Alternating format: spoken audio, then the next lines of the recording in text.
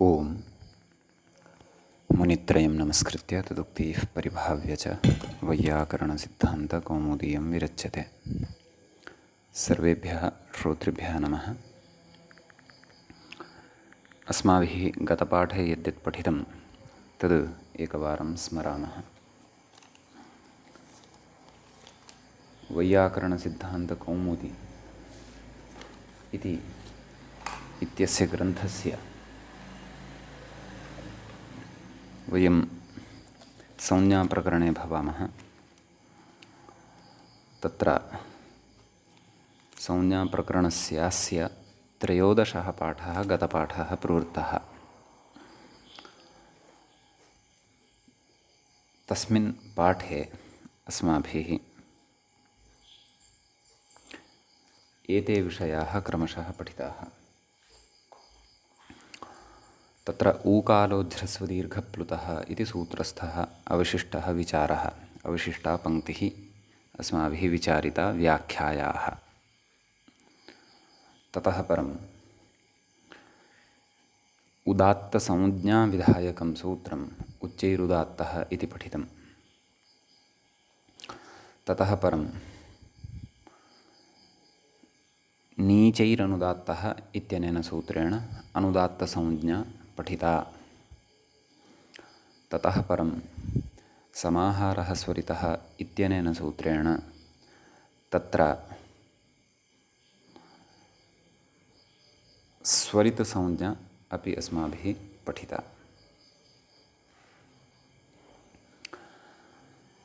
एते त्रयः अपि धर्माः, उदात्तधर्मः, अनुदात्तधर्मः अपि च स्वरितधर्मः, अथवा इमाः तिस्रः याः संज्ञाः वर्तन्ते ताः संज्ञाः स्वरस्य एव भवन्ति अथवा स्वराणाम् एव भवन्ति इति अस्माभिः तत्र दृष्टम्। एवञ्च स्वराणाम् एतावता अस्माभिः आहत्य 6 संज्ञाः पठिताः। स्वराः ह्रस्वसंज्ञकाः भवन्ति, स्वराः दीर्घसंज्ञकाः भवन्ति, स्वराः प्लुतसंज्ञकाः भवन्ति। एका मात्रा यस्य स्वरस्य सः ह्रस्वः, मात्राद्वयं यस्य सः दीर्घः, मात्रात्रयं यस्य सः प्लुतः इति एषः विषयः तु ऊकालोध्रस्वदीर्घप्लुतः इत्यनेन पठितः। ततः सः एव स्वरः उदात्तसंज्ञकः अपि भवति, स्वरः अनुदात्तसंज्ञकः अपि भवति, स्वरः स्वरितसंज्ञकः अपि भवति इति क्रमशः अस्माभिः 3 सूत्राणि अत्र पठितानि। तत्र उदात्तस्य उदाहरणं मूले उक्तम् आये इति, अनुदात्तस्य अर्वाङ् इति, स्वरितस्य तु एतावता उदाहरणं नोक्तं वर्तते। अग्रिमस्य सूत्रस्य पठनात् परं स्वरितस्य उदाहरणानि वक्ष्यन्ते। तत्र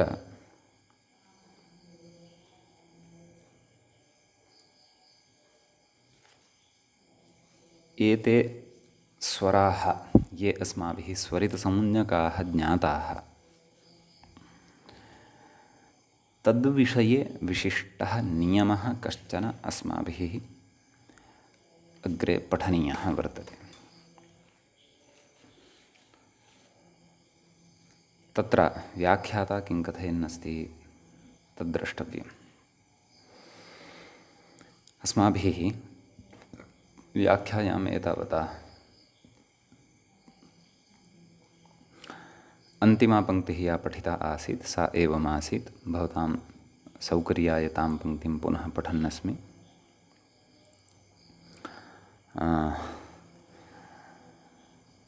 फलितमाह उदात्तत्वानुदात्तत्वे इत्यादिना इति एषा पङ्क्तिः अस्माभिः तत्र व्याख्यायाः, बालमनोरमा इत्याख्यायाः व्याख्यायाः पठिता आसीत्।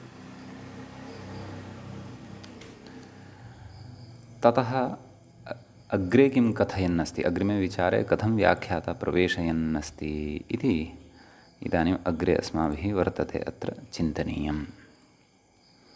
पश्यन्तु, ननु ननु इत्यतः आरभ्य पङ्क्तेः आरम्भं कुर्वन्नस्ति। ननु उदात्तत्व अनुदात्तत्वयोः एकस्मिन्नपि मेलने कस्मिन् भागे उदात्तत्वस्य समावेशः, कस्मिन् भागे अनुदात्तत्वस्य समावेशः इत्यतः आह। किम् आह, आह नाम कथयति, किम् आह इति तु पश्चात् पश्यामः, परन्तु अस्यां पङ्क्तौ किं कथयन् अस्ति व्याख्याता, सः विषयः स्पष्टीकर्तव्यः। तदर्थं समाहारः स्वरितः इत्यस्य सूत्रार्थम् एकवारं पुनः पश्यन्तु। किमुक्तम्?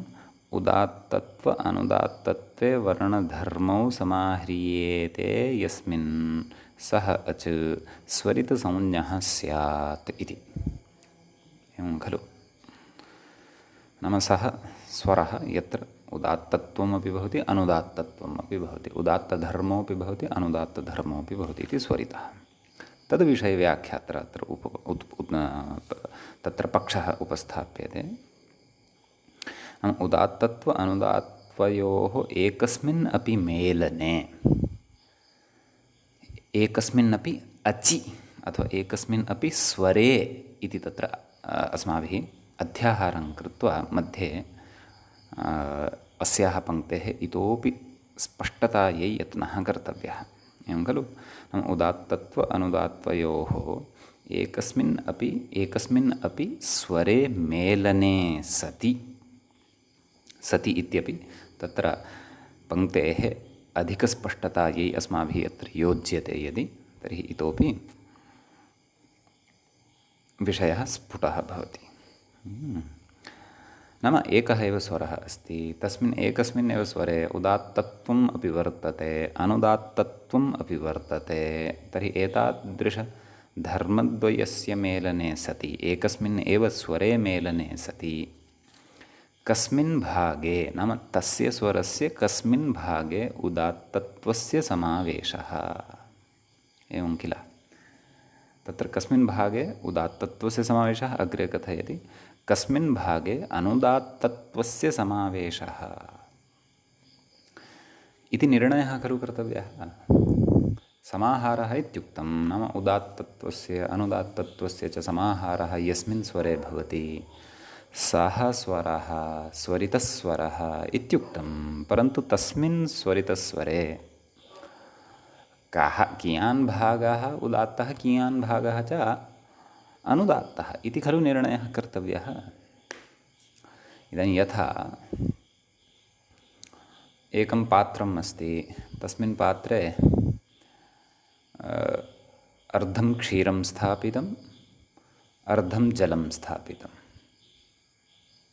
अर्धार्थभागः क्षीरजलयोः मिश्रीकृतः।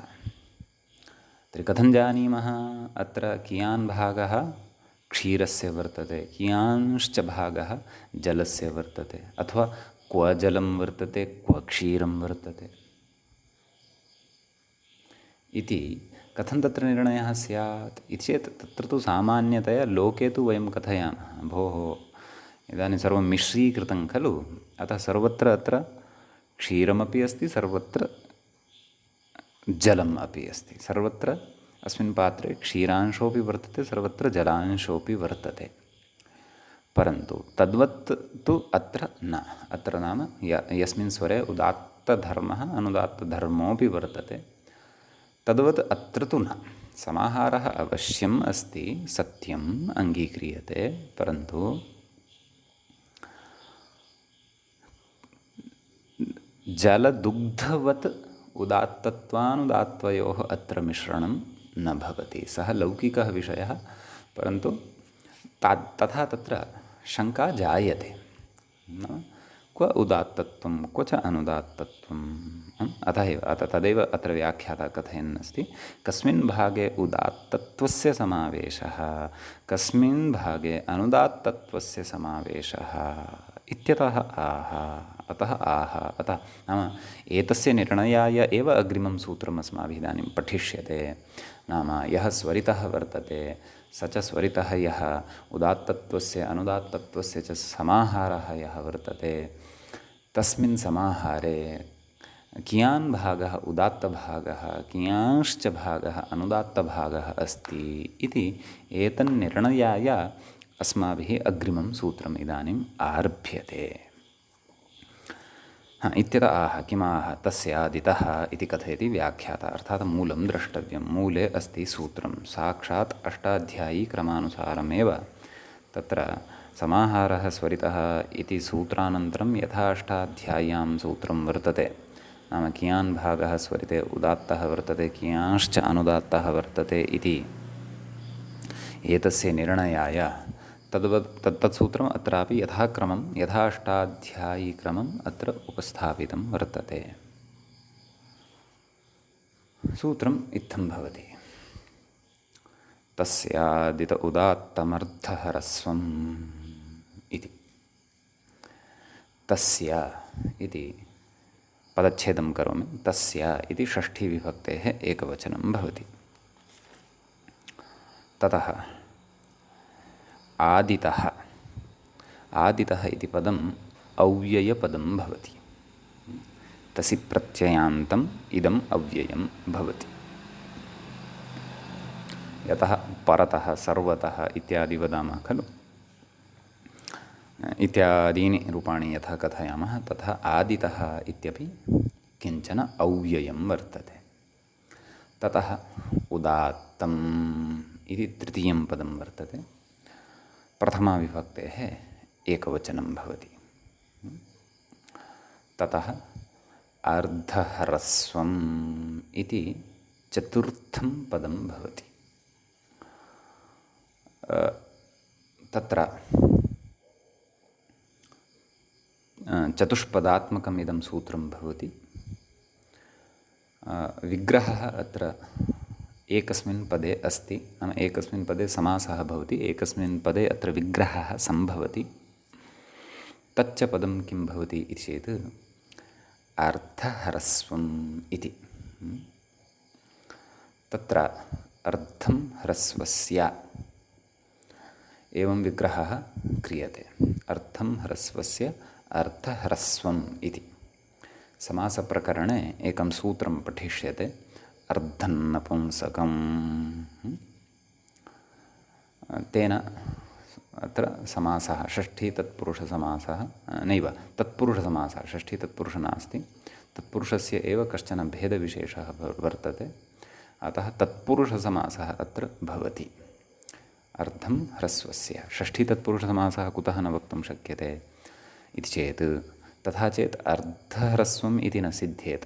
ह्रस्वार्धम् इति अथवा ह्रस्वार्धः इति तत्र भिन्नः एव प्रयोगः स्यात्, यस्तु अत्र न प्रयुक्तः। अत्र तु अर्धह्रस्वम् इत्येव प्रयुक्तम्। अतः इमानि पदानि अस्मिन् सूत्रे भवन्ति। प्रकृते समाहारः स्वरितः इत्यतः, नाम स्वरितः इत्यस्य अर्थः अवगतः भवति। नाम समाहारः स्वरितः इत्यत्र स्वरितः इति यद् अस्ति तस्य अत्र अवगमनं भवति। तस्य अत्र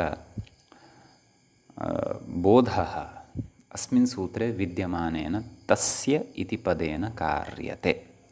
नाम इतः पूर्वं यः उक्तः तस्य, अस्तु एतान् विषयान् सर्वान् व्याख्याता कथयिष्यति। व्याख्याक्रमम् अधुना अनुसरामः। पदच्छेदानन्तरं किं कथयति? तस्य कथयति, अर्थात् स्वरितस्य। अर्थात् यद्यपि व्याख्याता न कथितवान्, सरलतया बोधनाय अहं कथयन्नस्मि। तस्य अर्थात् स्वरितस्य, नाम स्वरितः यः अस्माभिः अधुनैव ज्ञातः, उदात्तत्वम् अपि यस्मिन् भवति अनुदात्तत्वम् अपि यस्मिन् भवति, तादृशः सः स्वरितः। समीचीनम्। आदितः आदितः नाम तत्र पूर्वभागे इति अर्थः। तत्र तसि प्रत्ययः सार्वविभक्तिकस्तसिः। आद्यादिभ्य उपसङ्ख्यानम् इति एकं वार्तिकम् अग्रे पठिष्यते। आद्यादिभ्य उपसङ्ख्यानं पञ्चमाध्यायस्य चतुर्थपादस्य चतुश्चत्वारिंशे सूत्रे तद्वार्तिकं पठ्यते भाष्ये। तच्च वयम् अग्रे तद्धितप्रकरणेषु पठिष्यामः। तेन अत्र तसि प्रत्ययः उच्यते, सः सार्वविभक्तिकः तसिः भवति। नाम सर्वासां विभक्तीनाम् अर्थे सः तसि प्रत्ययः प्रयुज्यते। अतः अत्र आदितः इति तसि प्रत्ययान्तस्य तत्र औव्ययस्य कः अर्थः बोद्धव्यः इति चेत् पूर्वभागे इति। अग्रे कथयति अर्धह्रस्वम् उदात्तम् इत्यर्थः प्रतीयते। समीचीनं। नाम अर्धह्रस्वं यद्भवति अत्र, नाम यः स्वरितः विहितः वर्तते तस्य अर्धह्रस्वम् उदात्तं भवति इति अर्थः प्रतीयते। नाम इति अर्थः सूत्रं दृष्ट्वा प्रतीयते इत्यर्थः। सूत्रस्य पदानि दृष्ट्वा अयम् अर्थः प्रतीयते इति। किञ्च उदात्तशब्दः लिङ्गद्वये अपि व्यवहर्तुं शक्यते। कुतः? उच्चैरुदात्तः, तत्र पुंलिङ्गता दृष्टा। अत्र तस्यादित उदात्तम् अर्धह्रस्वम् इत्यत्र नपुंसकलिङ्गे वयं पश्यन्तः स्मः। अतः एतेन ज्ञायते यत् उदात्तशब्दः अयम् उभयलिङ्गः। नाम पुंलिङ्गे अपि अस्य रूपाणि भवन्ति, नपुंसकलिङ्गे अपि अस्माभिः अत्र अस्य रूपाणि दृश्यमानानि सन्ति। भवतु। ततः अग्रे कथयति, नाम एषः अर्थः प्रतीयते।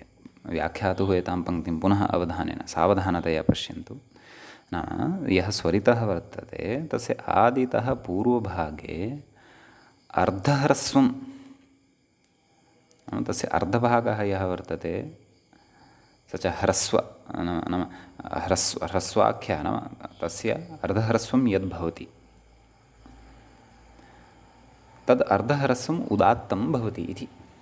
नाम कश्चन ह्रस्वः स्वरः, तस्य ह्रस्वस्य स्वरस्य यद् अर्धं वर्तते अर्धं ह्रस्वस्य इति खलु अस्माभिः विग्रहः कृतः। तस्य स्वरस्य यद् अर्धं वर्तते तस्य उदात्तं, नाम तस्य तद् अर्धम् उदात्तं भवति इति।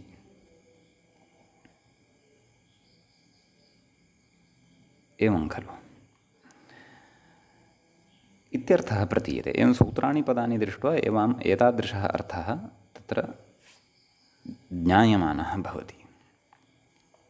अयमर्थः एव अस्ति वा न वा इति तु अग्रे अस्माभिः विस्तरेण चिन्तनं कर्तव्यं वर्तते। अग्रे कथयति, एवं सति, अग्रिमपङ्क्तिः अतीव ध्यानेन पठनीया। नाम अत्र सर्वत्रापि ध्यानस्य अपेक्षा अस्ति एव, अत्र किञ्चित् विशेषेण, नाम तत्र ग्रन्थकारः किं वक्तुम् इच्छति अग्रे, तस्य अवतरणिका एतावता निर्मीयमाणा वर्तते व्याख्यात्रा। कथयति, एवं सति दीर्घस्वरिते इयं व्यवस्था न स्यात्। अतः आह, किम् आह तत्तु पश्चात्, परन्तु यः अर्थः प्रतीयमानः वर्तते सूत्रं दृष्ट्वा कः अर्थः प्रतीयमानः वर्तते, नाम ह्रस्वस्य यत् अर्धं वर्तते तद् उदात्तं भवति।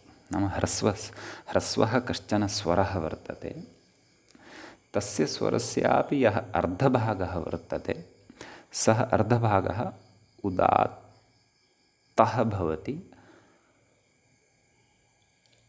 ततः अवशिष्टः भागः अनुदात्तः भवति इति सूत्रं दृष्ट्वा अर्थः ज्ञायमानः वर्तते। तथा चेत् स्वरिताः ये स्वराः भवन्ति ते केवलाः ह्रस्वाः एव भवन्ति इति नास्ति। स्वरितस्वरास्तु दीर्घाः अपि भवन्ति, स्वरितस्वरास्तु प्लुताः अपि भवन्ति, ह्रस्वाः अपि स्वरिताः भवन्ति, स्वराः दीर्घाः अपि स्वराः स्वरिताः भवन्ति, प्लुताः अपि स्वराः तत्र स्वरिताः भवन्ति। एतं विषयं बुद्धौ दृढतया स्थापयन्तु। वयम् अग्रे अचिरेण एव एतेषाम् उदाहरणानि अपि द्रक्ष्यामः। ह्रस्वस्वरः यत्र स्वरितः भवति तस्य उदाहरणं द्रक्ष्यामः। स्वरस्य स्वरितत्वस्य उदाहरणं वयं द्रक्ष्यामः। एवमेव प्लुतस्वरस्य स्वरितत्वस्यापि उदाहरणं वयं द्रक्ष्यामः। परन्तु विषयः कः, समस्या का जायमाना वर्तते, सा अवगन्तव्या। नाम सूत्रं दृष्ट्वा अथवा सूत्रगतानि यानि पदानि सन्ति तानि दृष्ट्वा अत्र एतावदेव ज्ञायमानं वर्तते यत् अर्थह्रस्वं नाम ह्रस्वस्य यद् अर्धं वर्तते तद् उदात्तं भवति। तथा चेत् दीर्घस्य अर्धम् उदात्तं न स्यात्, प्लुतस्यापि अर्धम् उदात्तं न स्यात्। यतः तत्र अर्धभागः, कस्यापि स्वरस्य अर्धभागः उदात्तः अवशिष्टः अनुदात्तः भवति स्वरितस्वरे इति अस्माभिः अचिरेण ज्ञास्यते। तथा चेत् दीर्घस्वराः अपि च प्लुतस्वराः ये सन्ति तेषु स्वरेषु स्वरितत्वधर्मः एव न स्यात्। परन्तु तथा तु न भवति। वेदे दीर्घाः स्वराः अपि स्वरिताः दृश्यन्ते, प्लुताः अपि स्वरिताः दृश्यन्ते, ह्रस्वाः अपि स्वरिताः दृश्यन्ते एव। नाम त्रिविधः अपि तत्र यः स्वरः वर्तते, त्रिविधः नाम ह्रस्वकालयुक्तः, दीर्घकालयुक्तः, प्लुतकालयुक्तो वा, अयं त्रिविधोऽपि स्वरः स्वरितः भवति। क्वचिन्न भवति, क्वचित् भवति। केवलः ह्रस्वः एव स्वरः स्वरितः भवति इति तु नास्ति। दीर्घोऽपि स्वरः स्वरितः भवति, प्लुतोऽपि स्वरः तत्र स्वरितः भवत्येव। परन्तु सूत्रे किमुक्तं, तस्य आदितः उदात्तम् अर्धह्रस्वं, तस्य नाम कस्य, स्वरितस्य। आदितः नाम आरम्भात् अथवा पूर्वभागे यत् ह्रस्वस्य अर्धं वर्तते तद् उदात्तसंज्ञकं भवति इत्युच्यते। तर्हि दीर्घस्वरितस्य का गतिः? एवमेव प्लुतस्वरस्य का गतिः? दीर्घस्वरितस्य का गतिः? एवमेव प्लुतस्वरितस्य का गतिः? दीर्घस्वरिते नाम स्वरिते नाम दीर्घस्वरः यः वर्तते स्वरितः, तस्मिन् कियान् भागः उदात्तः कियान् भागः अनुदात्तः इति निर्णयः कथं भविष्यति? एवमेव प्लुतस्वरः यः वर्तते स्वरितः, तस्मिन् प्लुतस्वरे स्वरिते कियान् भागः उदात्तः वर्तते, कियान् भागः अनुदात्तः वर्तते?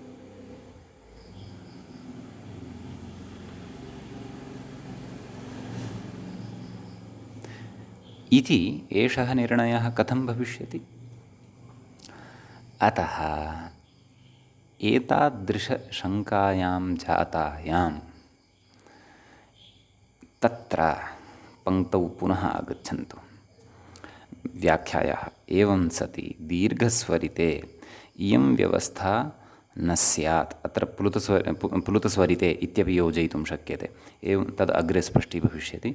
एवं सति दीर्घस्वरिते प्लुतस्वरिते च इयं व्यवस्था न स्यात्। अतः आह किम् आह? ह्रस्वग्रहणम् अतन्त्रम्। मूले पश्यन्तु।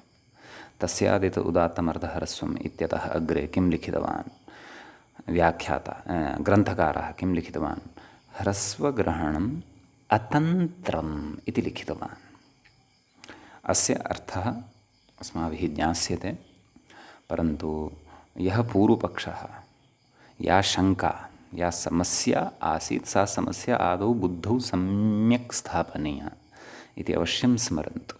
यतः शङ्का यावता स्फुटा नास्ति अस्माकं, तावता तस्य समाधानं वयं पूर्णतया प्राप्तुं न शक्नुमः। अतः या शङ्का अत्र आसीत् तां शङ्कां सम्यक् बुद्धौ स्थापयन्तु।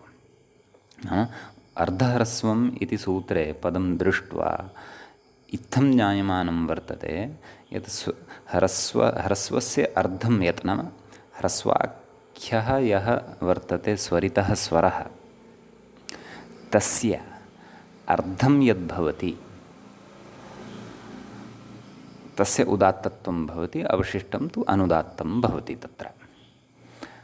तथा चेत् दीर्घे कथं निर्णयः, दीर्घस्वरिते कथं निर्णयः, प्लुतस्वरिते कथं निर्णयः इति तत्र अस्ति समस्या। तस्य समाधानाय अग्रे कथयन्नस्ति ग्रन्थकारः, ह्रस्वग्रहणम् अतन्त्रम् इत्यस्य तत्र अर्थः, नाम अस्याः पङ्क्तेः तत्र अर्थः अस्माभिः अस्ति ज्ञातव्यः।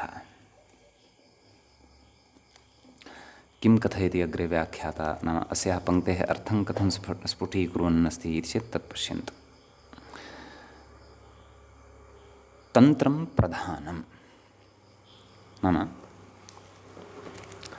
तन्त्रम् इत्यस्य शब्दस्य अर्थः कः तद् उच्यमानं वर्तते।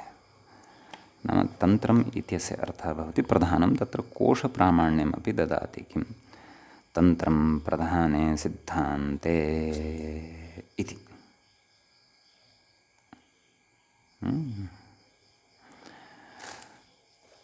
अग्रे कथयति, न विद्यते तन्त्रं वाच्यार्थलक्षणं प्रधानं यस्य तद् अतन्त्रम् अविवक्षितार्थकम् इत्यर्थः इति। आदौ तु अतन्त्रम् इत्यस्य सामान्येन विग्रहम् अवगच्छन्तु। न विद्यते तन्त्रं यस्य तत् अतन्त्रम् इति बहुव्रीहिसमासः। नयोस्त्यर्थानां वाच्यो वाचोत्तरपदलोपः इत्यनेन तत्र समासः अस्माभिः पठिष्यते बहुव्रीहिप्रकरणे।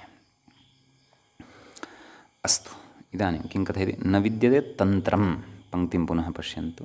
तन्त्रम् अर्थात् वाच्यार्थलक्षणं, वाच्यार्थः लक्षणं यस्य, सः तद् वाच्यार्थलक्षणं। नाम वाचकाः केचन शब्दाः भवन्ति, वाच्याः तच्छब्देन बोध्यमानाः पदार्थाः भवन्ति। यथा घटः, घट इति शब्देन, घट इति शब्दः वाचकः, घट इति शब्देन यस्य पदार्थस्य बोधः भवति कम्बुग्रीवादिमत्युक्ततायाः अथवा कम्बुग्रीवादिमत्वेन तत्र युक्तः भवति यः घटः,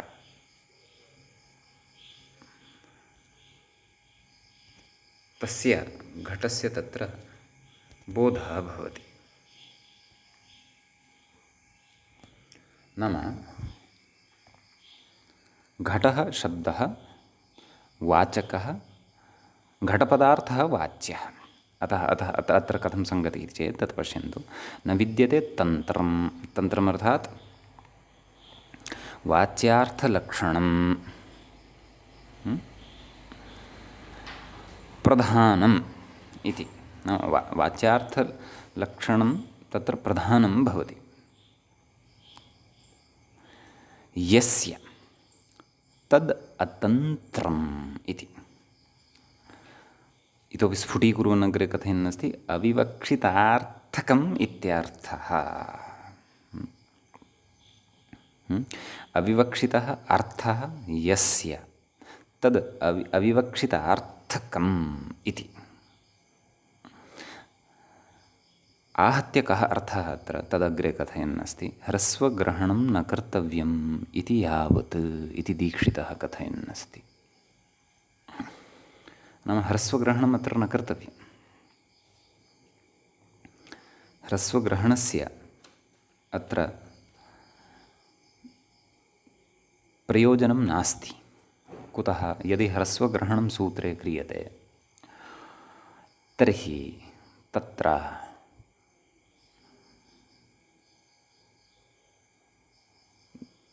दीर्घेषु स्वरितेषु कः भागः उदात्तः कः भागः अनुदात्तः इति निर्णयो न स्यात्। एवमेव प्लुतेषु स्वरितेषु कः भागः उदात्तः कश्च भागः अनुदात्तः इति निर्णयो न स्यात्। समीचीनम्। अतः ह्रस्वग्रहणस्य अपेक्षा नास्ति। सूत्रं तस्यादित उदात्तम् अर्धम् एतावदेव कर्तव्यम् इति भट्टोजिदीक्षितः कथयति। वस्तुतः भट्टोजिदीक्षितः तु अनन्तरं कथयति। तत्र प्राचीनं व्याकरणं वयं पश्यामः यदि, तर्हि तत्र काशिकाकारः इदं पूर्वम् उक्तवान् अस्ति। भाष्ये तु तथा नास्ति। भाष्ये तु प्रकारान्तरेण अत्र समन्वयनम् उक्तं वर्तते। तस्य समन्वयनस्यापि वयम् अत्र चर्चां करिष्यामः। वस्तुतः अत्र प्राचीनेषु अपि अथवा प्राचीनाभिमानेषु तत्र स्वामी दयानन्दसरस्वती महोदयः स्वकीये अष्टाध्यायी भाष्ये इदं ह्रस्वग्रहणम् अप्रधानं नास्ति, नाम अतन्त्रं नास्ति, परन्तु अतीव ज्ञात्वा एव सूत्रकारेण लिखितम् अस्ति। तद्विषये वयं पश्चात् चर्चां करिष्यामः इति सः प्रतिपादयति।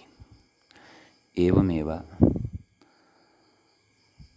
वैयाकरणसिद्धान्तकौमुद्याः व्याख्याता प्रौढव्याख्याता नागोजिभट्टः नागेशः,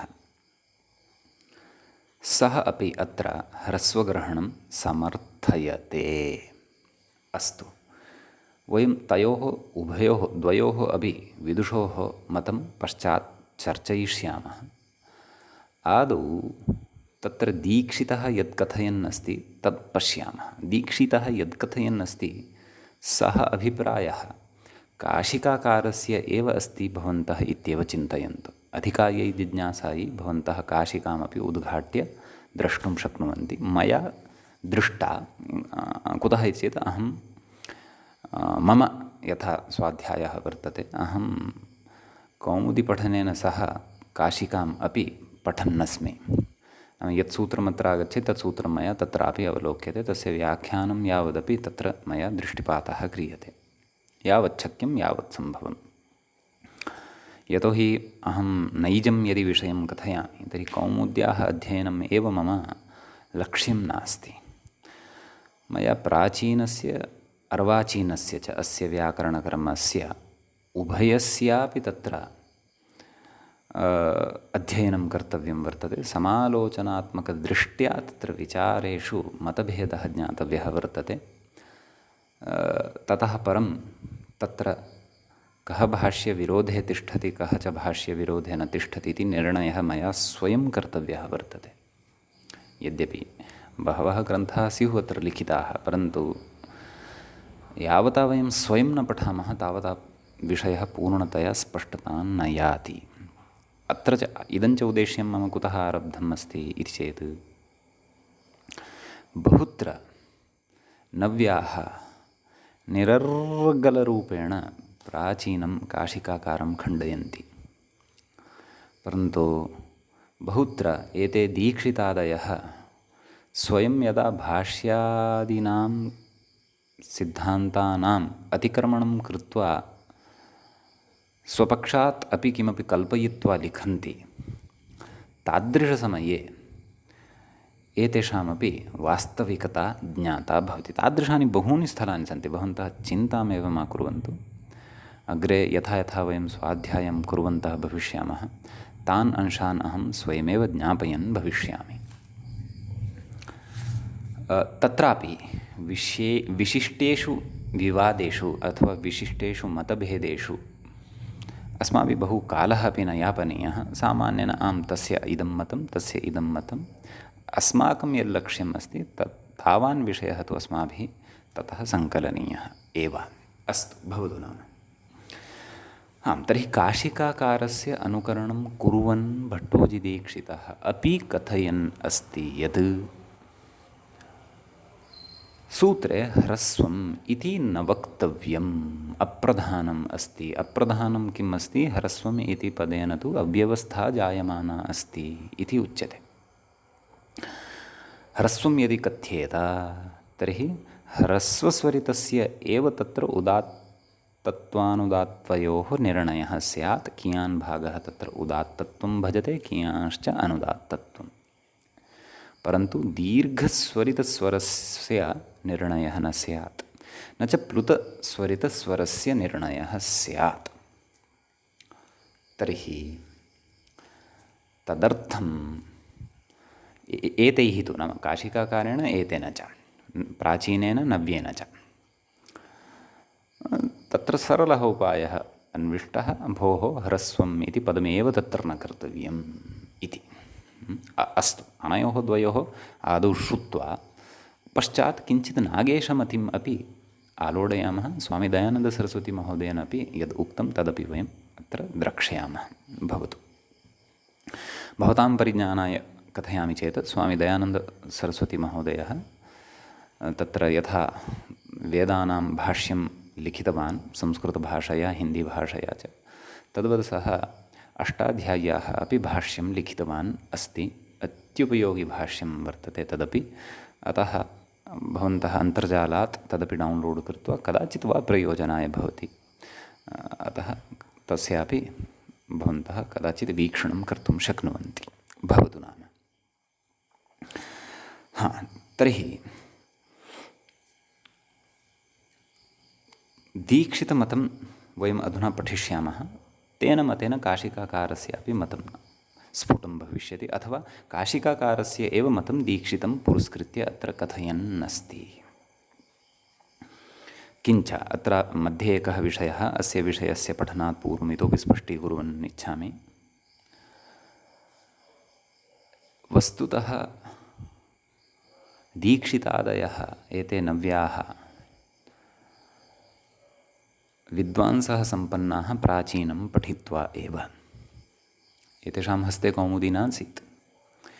प्राचीनस्य काशिकाग्रन्थस्य अध्ययनात् परमेव एतेपि विद्वांसः सम्पन्नाः। तद् उत्तरोत्तरं भवन्तः स्वयमेव ज्ञास्यन्ति अग्रे यथा यथा वयं स्वाध्याये अवतीर्णाः भविष्यामः। स्वयम् अहं च ज्ञापयिष्यामि। भवतु नाम। तर्हि किमुक्तं गतपङ्क्तौ? न विद्यते तन्त्रं वाच्यार्थलक्षणं प्रधानं यस्य तद् अतन्त्रम् अर्थात् अविवक्षितार्थकम् इत्यर्थः। नाम अविवक्षितार्थकम् एव अत्र अस्ति ह्रस्वम् इति पदम्। आहत्य तस्य अर्थः कः, का विवक्षा नाम तत्र ह्रस्वग्रहणमेव न कर्तव्यं। सूत्रे ह्रस्वग्रहणस्य प्रयोजनमेव नास्ति इति कथयति अग्रे। दीर्घस्वरिते उत्तरभागस्य वेदे अनुदात्तत्वदर्शनादिति भावः। नाम दीर्घस्वरिताः ये भवन्ति स्वराः, तस्य वेदे उत्तरभागः यः भवति सः अनुदात्तत्वं भजते। नाम दीर्घस्वरिते अपि तत्र अयं निर्णयः कर्तव्यः भवति। कः? नाम तस्य अर्धभागः, तस्य अर्धं यद् वर्तते तद् अनुदात्तत्वं भजते, अवशिष्टं यद् वर्तते तस्य अनुदात्तत्वं वर्तते। प्रथमस्य अर्धस्य उदात्तत्वं वर्तते, अवशिष्टस्य अनुदात्तत्वं वर्तते दीर्घस्वरिते अपि। एवमेव प्लुतस्वरिते अपि अस्ति। तस्य विषये अग्रे चर्चा करिष्यते। ततश्च फलितमाह नाम ह्रस्वग्रहणं नापेक्षितं, ह्रस्वग्रहणस्य अपेक्षा एव नास्ति, ह्रस्वग्रहणं त्यक्त्वा तस्यादित उदात्तम् अर्धम् इति एतावदेव सूत्रं स्वीकृत्य फलितमाह नाम सूत्रार्थः यः फलितः तं सूत्रार्थम् आह कथयति। किं कथयति? स्वरितस्य आदौ अर्धम् उदात्तं बोध्यमिति। अर्थात् मूले द्रष्टव्यः सूत्रार्थः इति व्याख्याता स्थूलाक्षरैः मूलं प्रति गन्तुं कथयन्नस्ति। तर्हि मूले पश्यन्तु किमुक्तम्। स्वरितस्य आदौ अर्धम् उदात्तं बोध्यम् इति। नाम यः कोऽपि स्वरितस्वरः स्यान्नाम सः स्वरितस्वरः ह्रस्वो वा स्यात्, दीर्घो वा स्यात्, प्लुतः वा स्यात्, सर्वस्यापि यस्य कस्यापि स्वरितसंज्ञा विहिता तस्य स्वरितस्य आदौ कथयति।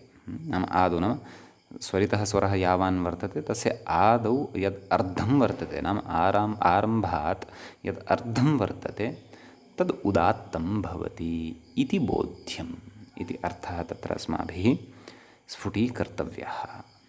समीचीनम्। एतावान् विषयः स्फुटः इति अहं चिन्तयामि। पुनः गच्छन्तु व्याख्यां प्रति। किं कथयति? ननु अनुदात्तत्वस्य निवेशव्यवस्था कुतो नोक्ता।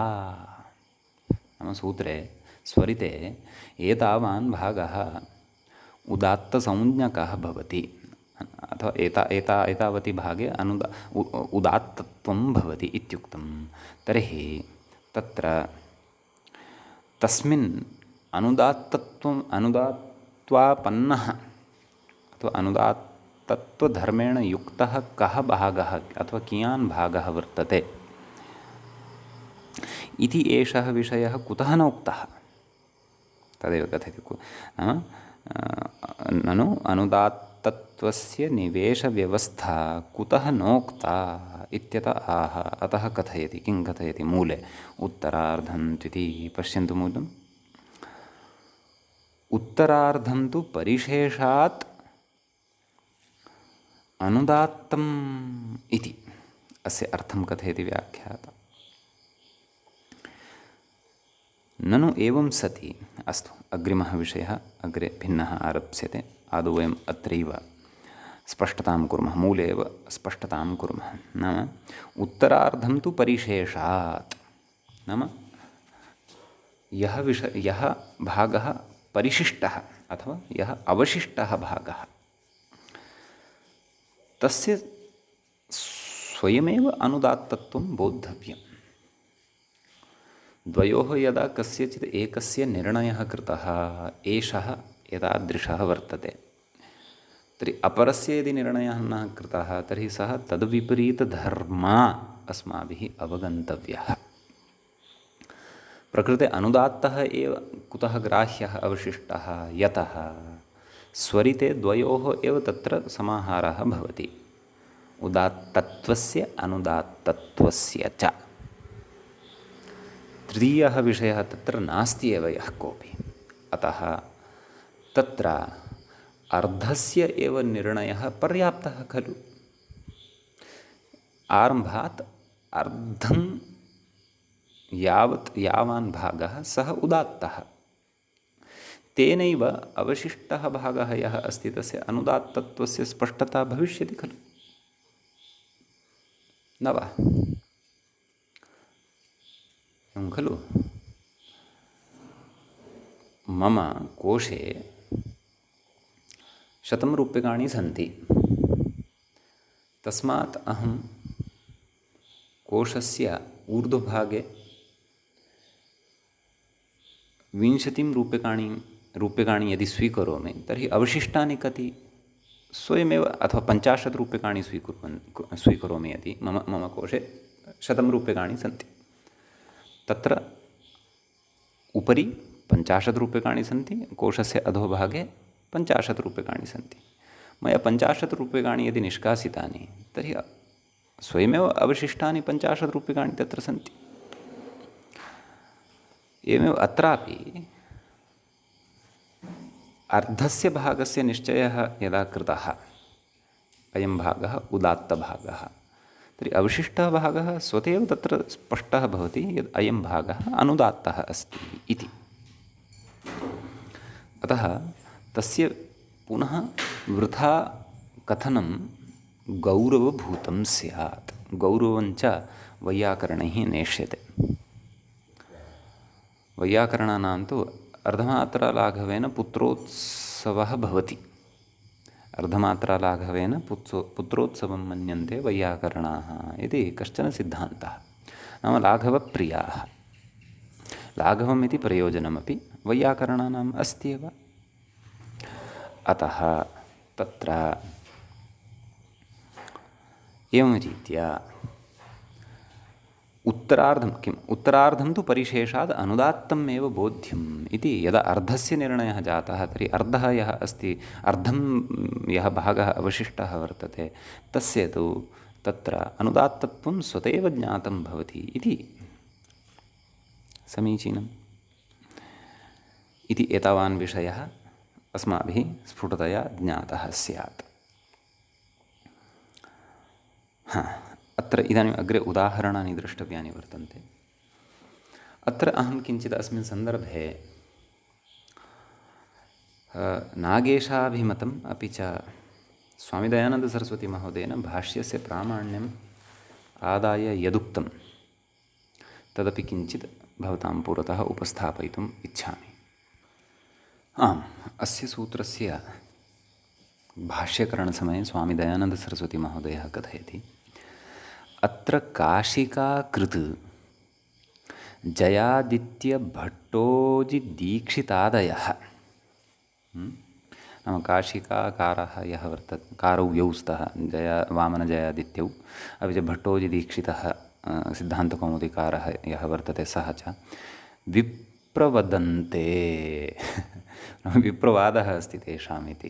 किं कथयति अग्रे, ह्रस्वग्रहणम् अतन्त्रम् इति। यतः काशिकायाः एव अनुकरणम् अत्र दीक्षितः कृतवान् अस्ति।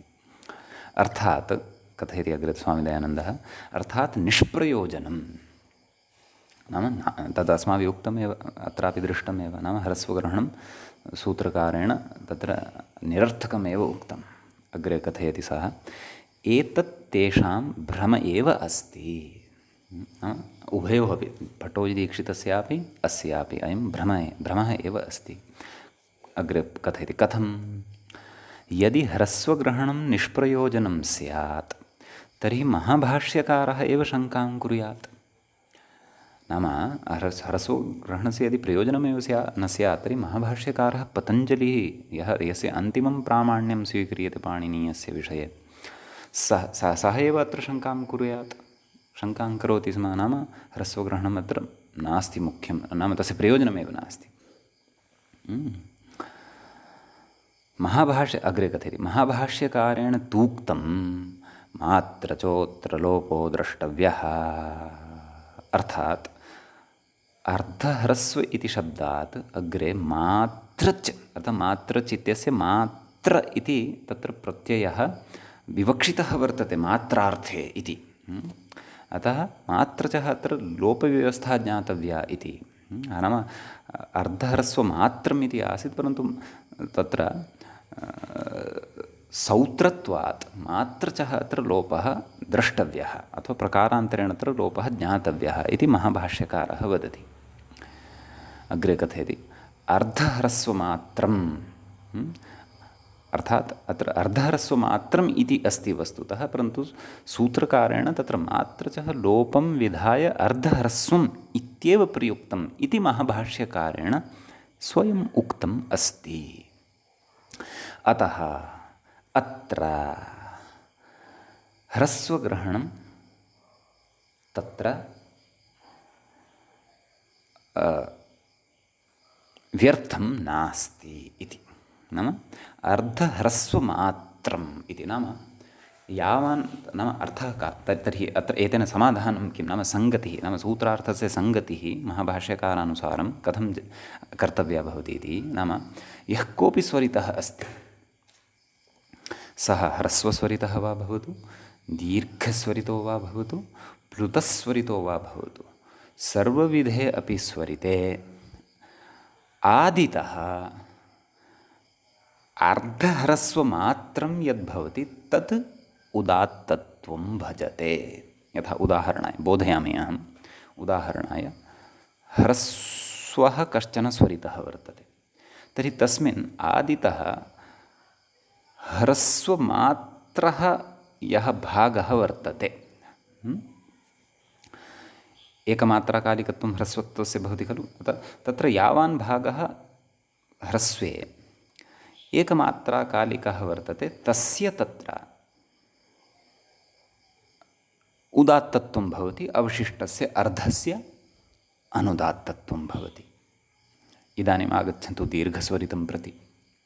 दीर्घस्वरिते कति मात्राः भवन्ति मात्राद्वयं भवति अतः तत्रापि आदितः अर्धह्रस्वमात्रम् उदात्तं तर्हि मात्राद्वये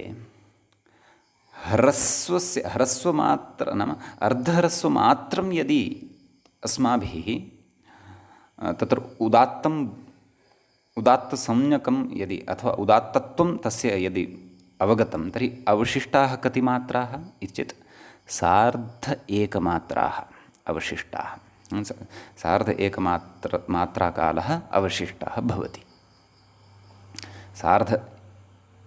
सार्धैकसङ्ख्यायाम् अर्धं योजयामः अथवा अर्धसङ्ख्यायां सार्ध एकसङ्ख्यां योजयामः तर्हि सङ्ख्याद्वयं तत्र लब्धं भवति खलु।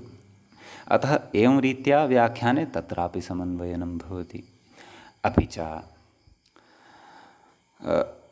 प्लुतः यः वर्तते तस्मिन्नपि एवमेव ज्ञातव्यं प्लुते अपि आदितः अर्धह्रस्वमात्रम् एव तत्र उदात्तत्वं भजते।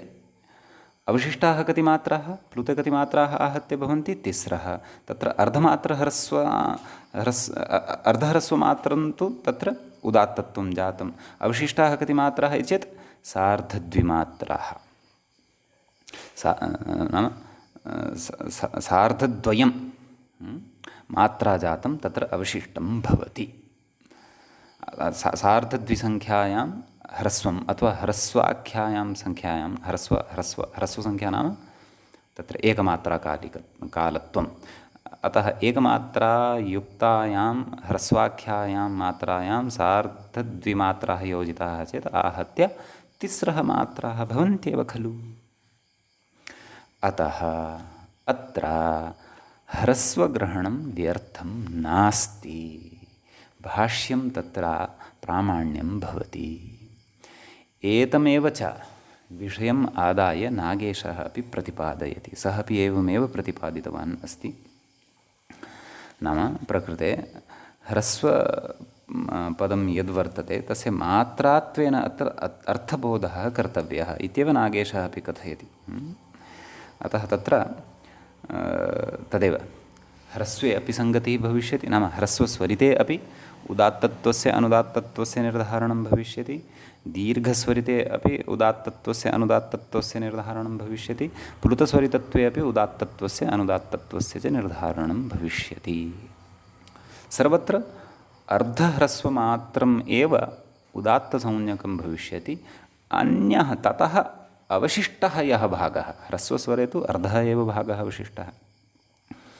दीर्घस्वरे सार्ध एकमात्राः अवशिष्टाः प्लुतस्वरे सार्धद्विमात्राः तत्र अवशिष्टाः भवन्ति इति कृत्वा सः अवशिष्टः यः कोऽपि भागः सः अनुदात्तसंज्ञकः भवति इति अस्माभिः तत्र भवति ज्ञातव्यम्। एवञ्च अयं विषयः विशेषेण अत्र स्फुटीकर्तव्यः आसीत् इति कृत्वा मया श्रोतृषु भवत्सु उपस्थापितः अयं विषयः। अतः नागेशेन स्वामिदयानन्दसरस्वतीमहोदयेन च काशिकाकारः भट्टोजिदीक्षितश्च अत्र तत्र खण्डितः वर्तते अथवा प्रत्याख्यातः वर्तते। नाम ह्रस्वग्रहणं यद् अतन्त्रं भवति इति यद् भवद्भिः उच्यमानं वर्तते तथा नास्ति। सूत्रकारेण अतीव विचिन्त्य तत्र ह्रस्वग्रहणं कृतं वर्तते। भाष्यस्य स्वारस्यम् आदाय तत्र अस्माभिः इत्थं तत्र सङ्गतिः सूत्रस्य कर्तव्या। सूत्रकारे आक्षेपं कर्तुम् अस्माकं सामर्थ्यं नास्ति। आम्, महर्षिः पतञ्जलिः यदि प्रत्याख्याति तदा वयं किमपि तत्र निर्णयं कर्तुं शक्नुमः। इतोपि विस्तरेण ज्ञानाय भवन्तः तत्र श्रोतारः महाभाष्यग्रन्थम् अपि द्रष्टुं शक्नुवन्ति। तत्रत्यः कः विचारः वर्तते तदपि द्रष्टुं शक्नुवन्ति। तत्र इतोपि विस्तरेण चर्चा कृता भवति। सद्यः मया ततः अत्र सूत्रकारेण उक्तस्य ह्रस्वग्रहणस्य तत्र स्पष्टतार्थम् अथवा समन्वयनार्थम् अथवा ह्रस्वग्रहणस्य तत्र सार्थक्यार्थं तत्र एते केचन अंशाः भवतां पुरतः उपस्थापिताः। एवं तर्हि काशिकाकारमतेन भट्टोजिदीक्षितमतेन तत्र ह्रस्वग्रहणं तु नापेक्षितम् इति अस्माभिः अत्र पठितं। नाम यद्यपि भट्टोजिदीक्षितमतमेव पठितं, परन्तु सः तन्मतं तस्य न मूलतः। इदं मतं तु काशिकाकारस्य मतं भवति। अतः वस्तुतः भट्टोजिदीक्षितेन एतादृशसन्दर्भेषु कौमुद्यां वा अन्यत्र नाम कौमुद्याः एव व्याख्यानं भवति, प्रौढमनोरमा इत्याख्यं। तत्र कथनीयम् एतेन इति काशिका कृता उक्तं। यत्र तु खण्डनीयं भवति तत्र अवश्यं कथयति। न अत्र अन्यथा न चिन्तनीयं, परन्तु मया पठितम् अस्ति इति कृत्वा उच्यते। यत्र काशिकाकारस्य कस्मिंश्चित् सिद्धान्ते अरुचिः भवति अस्य, तत्र कथयति यत्तु काशिकाकृतेन उक्तं तत्तु प्रामादिकं, काशिकाकृता यदुक्तं तत्तु प्रामादिकम् इत्यादि सर्वं। परन्तु यत् ततः एषः स्वीकृत्य लिखति तत्र कदाचित् तस्य नाम्नः उद्धरणमपि न करोति। अतः वस्तुतः तद् केभ्यश्चिन्न रोचते। अस्तु, रुचिः अरुचिः भिन्नः विषयः, तत्त्वग्रहणम् एकः भिन्नः विषयः भवतु। अग्रे इदानीं प्रविशामः। तर्हि मूले अस्माभिः ह्रस्वग्रहणम् अतन्त्रं, स्वरितस्य आदौ अर्धम् उदात्तं बोध्यम्, उदात्तं तु परिशेषाद् अनुदात्तम् इति एतावान् विषयः स्पष्टीकृतः। अग्रे किं कथयति तदर्थं व्याख्यातुः पङ्क्तिः अग्रिमा द्रष्टव्या। किं कथयति? ननु इत्यतः पश्यन्तु। ननु एवं सति अग्निमीळे इत्यत्र ईकारे स्वरिते, नाम अग्निम् ईळे इति वस्तुतः पदच्छेदः तत्र संयोज्य लिखिताः वर्तन्ते वर्णाः, अथवा पदे एते द्वे संयोज्य लिखिते स्तः। अग्निमीळे पुरोहितम् इत्यादि वेदमन्त्रस्य कश्चन भागः। अग्निमीळे इत्यत्र ईकारे स्वरिते, एवं किल? ईळे इत्यत्र ईडस्तुतौ इति यः धातुः भवति तस्य ईकारः यः वर्तते सः स्वरितः। ईकारे स्वरिते कथम् उत्तरार्धम् अनुदात्तं न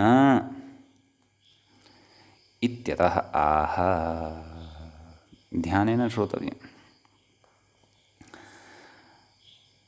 एतावता सिद्धान्तः कः उक्तः वर्तते तं पुनः कथयन्नस्मि। पुनः किमर्थं कथयन्नस्मि? यत् पूर्णतया स्पष्टता स्यात्, भ्रमस्य अवसरः एव न स्यात्। एतावता उक्तमस्ति यः स्वरितः वर्तते तस्य आदितः अर्धभागः उदात्तसंज्ञकः, परिशिष्टः अर्थात् अवशिष्टः यः भागः सः अनुदात्तसंज्ञकः। परन्तु अग्निमीळे इत्यत्र ईळे इत्यत्र यः ईकारः अस्ति सः स्वरितः, दीर्घस्वरितः सः।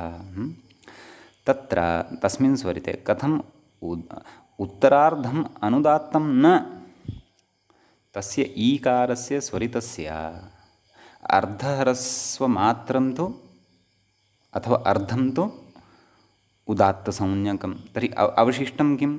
तद् अनुदात्तसंज्ञकं स्यात् खलु, यद् एतावता अस्माभिः पठितम् एव अस्ति, परन्तु तद् अनुदात्तसंज्ञकं न भवति। तद् कुतः न भवति, तदपि अनुदात्तसंज्ञकं स्यात् खलु इत्यत आह। तस्य समाधानाय अग्रे वक्ष्यते। किं वक्ष्यते तद् ज्ञास्यते क्रमेण। अत्र सूक्ष्मतया बहु किमपि अस्माभिः अग्रे ज्ञातव्यं वर्तते। एतावत्पर्यन्तं यः विचारः कृतः तं विचारं वयं बुद्धौ स्थापयेम। ततः अग्रे यः पूर्वपक्षः अग्निमीळे इत्यत्र अद्य स्थापितः तद् बुद्धौ स्थापयन्तु। ततः परं तस्य समाधानम् अग्रे वक्ष्यते। अद्यतनपाठः अत्रैव अस्माकम् एषः समाप्तिं याति। एषः चतुर्दशः पाठः संज्ञाप्रकरणस्य अस्य भवति। अत्रैव मङ्गलं भवति। मुनित्रयं नमस्कृत्य तदुक्तिः परिभाव्य च वैयाकरणसिद्धान्तकौमुदीयं विरच्यते। 15 पाठः अग्रिमः पाठः अस्माभिः पठिष्यते। सर्वेभ्यः श्रोतृभ्यः नमः।